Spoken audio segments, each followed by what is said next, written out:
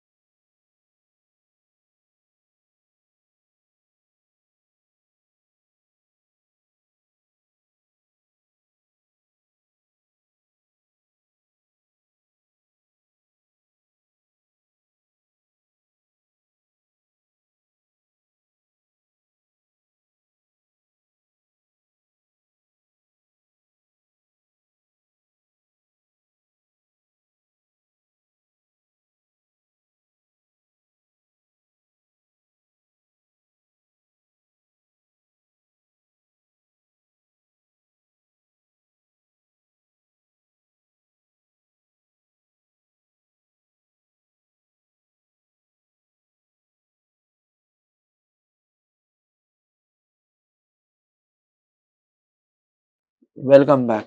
So now we will go through each and every option and understand why which one will be true. So delta is equal to ln of 1 plus I. Remember our bridge equation, which is 1 plus I equal to e raised to delta. That itself gives me this answer. So this is correct. Now the delta, if delta is constant, funds grow and exponentially. This is also correct because of this equation. Same thing, right? Now you look at this third equation, which is option C. A bar n is less than a n. What is the meaning of a bar? It's a continuous annuity, right? Continuous annuity. And this A is actually annuity due, which is, sorry, annuity immediate. So this is normal, regular annuity. Now which one will pay you more? Which one gives you money earlier? That's what is the concern. So naturally this won't be, I suspect this will not be correct. Okay, I am not sure, I will do a detailed analysis, but I suspect this may not be correct. So first is correct, second is correct, third is a suspicion, and D is equal to I upon 1 plus I. But this is a standard formula, we know V is equal to 1 minus D, and you also know V equal to 1 plus I inverse. Therefore, I know I can easily compute this. So now let us look at this particular problem. So here is my graphical justification or visual justification for this. There are three kinds of annuities that we consider. One is annuity due, which will be paid at the beginning of the period. Another one will be annuity immediate, that will be paid at the end of the period, immediately at the end of the period. And now this continuous annuity which you are looking at is actually accumulating interest in that period also. So naturally, if you are comparing this with annuity immediate, you will have this order relation, A double dot, which is the immediately pay annuity due, then A, which is the annuity immediate, and A bar will be in between, because in this period also you are continuously earning the interest. So that essentially means if I am comparing with annuity immediate, I will always have higher income in continuous annuity, which is A bar. So this hierarchy of order follows, and the basic principle that is being followed is earlier the money, it is worth more. Okay. So because of this, the answer to this question is C. Okay, done. So let us move on to the next question. Again the 90-second timer will come and you have to check the concepts or algebra in this case. So you have to simplify the expression IAN plus DAN. You already know what is IAN. This is increasing annuity for n periods. This is decreasing annuity for n periods. And we have already shown what this will be. So just think about it. It's minor algebra check. Your 90 seconds starts now.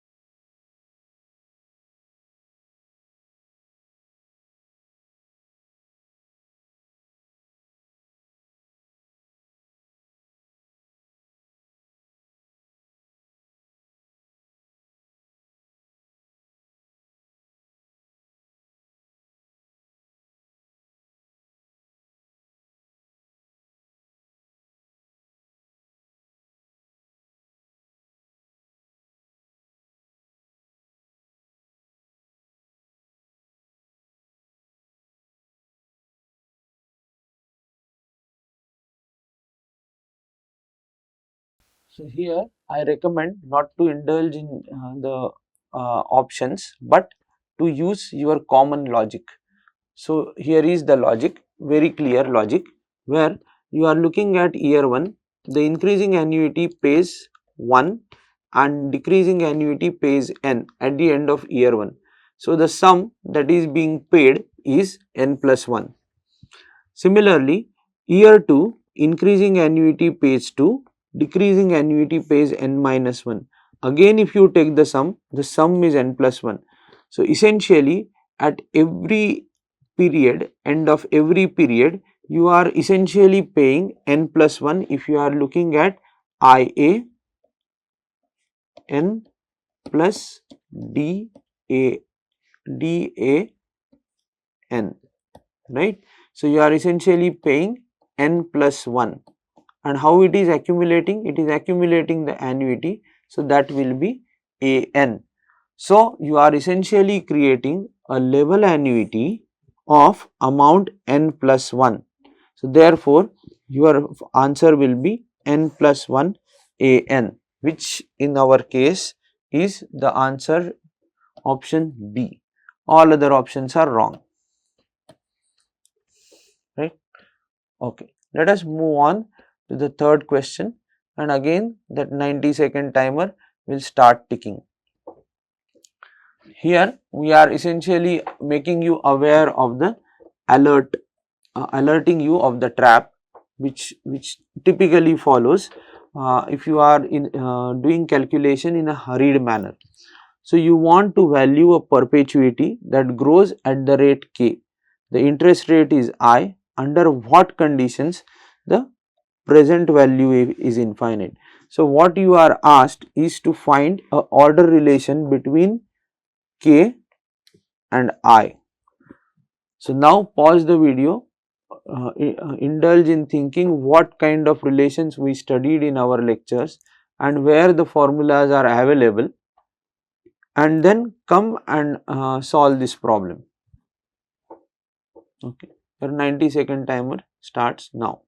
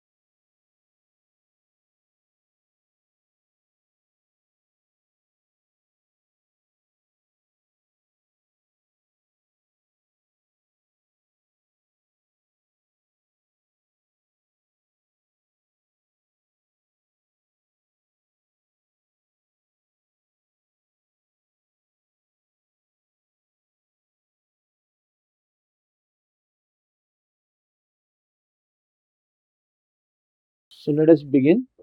The first option is k is less than I.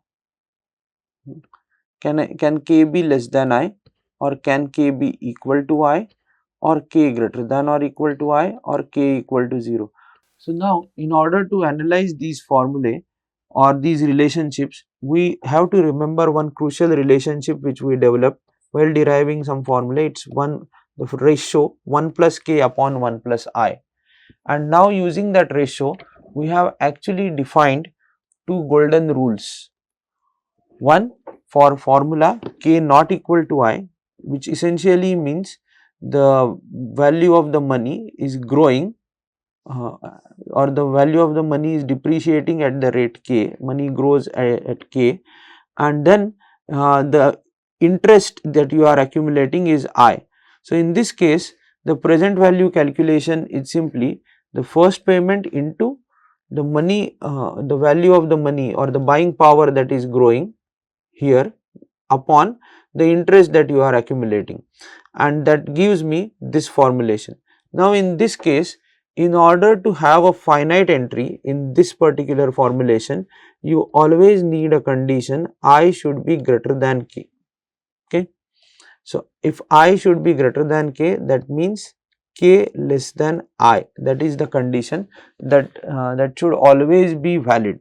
So in this case, if k is less than I, the sum or the present value is going to be finite.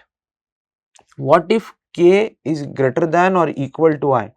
For equality, we have this specific relation where actually the present value remains the same as k is equal to I, because the ratio 1 plus k upon 1 plus I that you are looking at will be, because k is equal to I, this ratio will become 1.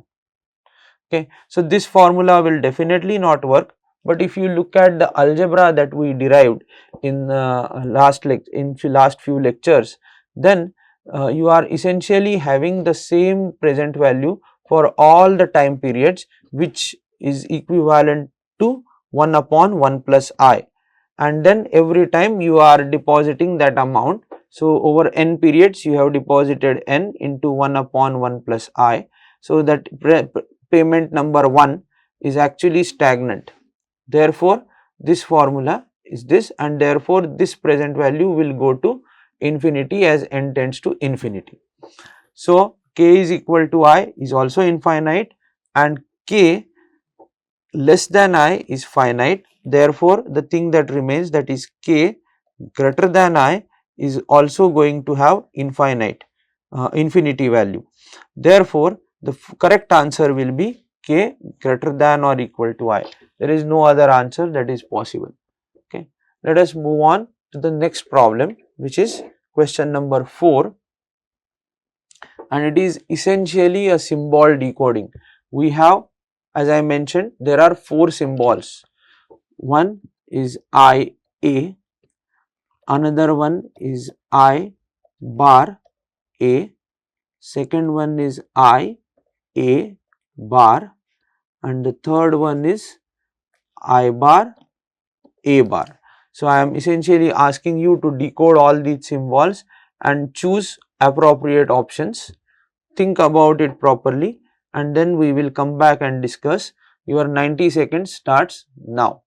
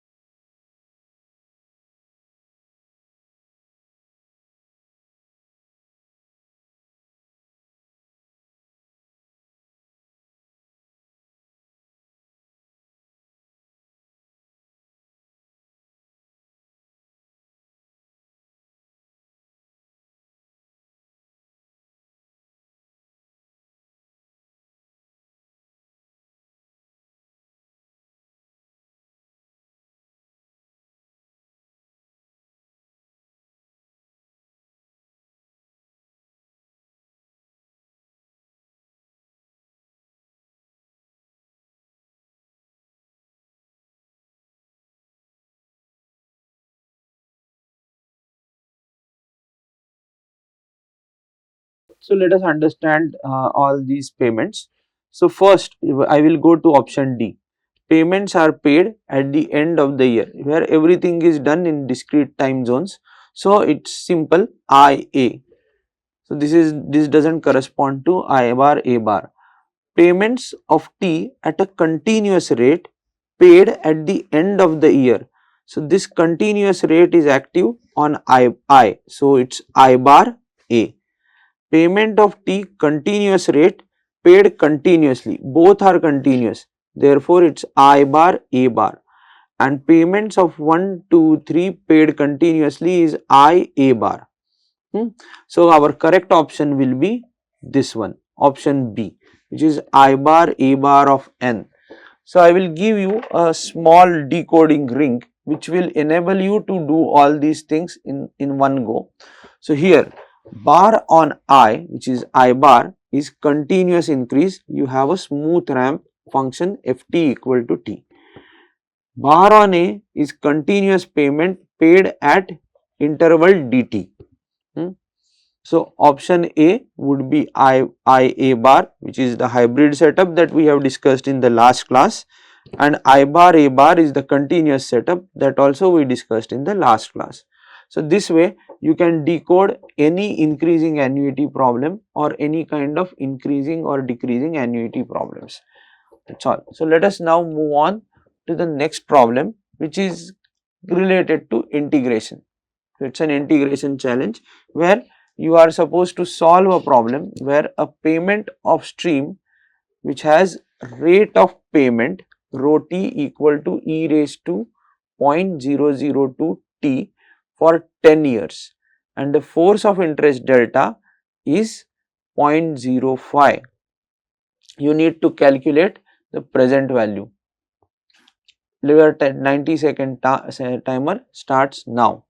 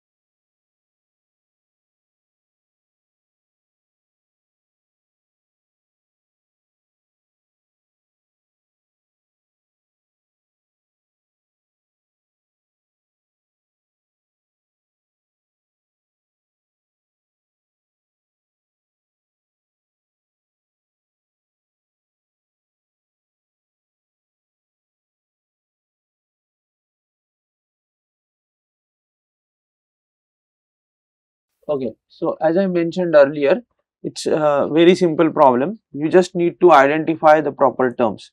So here the continuous accumulation is going on. So it's integral.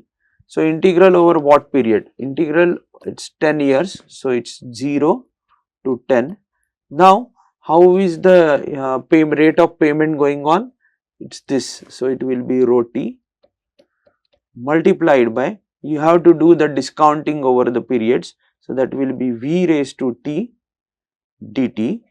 But what is v? V we already know because of this force of interest is discounting. So, e raised to minus delta. So, what is that? That will be e raised to minus 0.05. Once you identify this, then it becomes a natural. So, this is the present value and you can easily calculate this present value by integrating 0 to 10 e raised to 0.0 t into e raised to minus 0.05 t dt.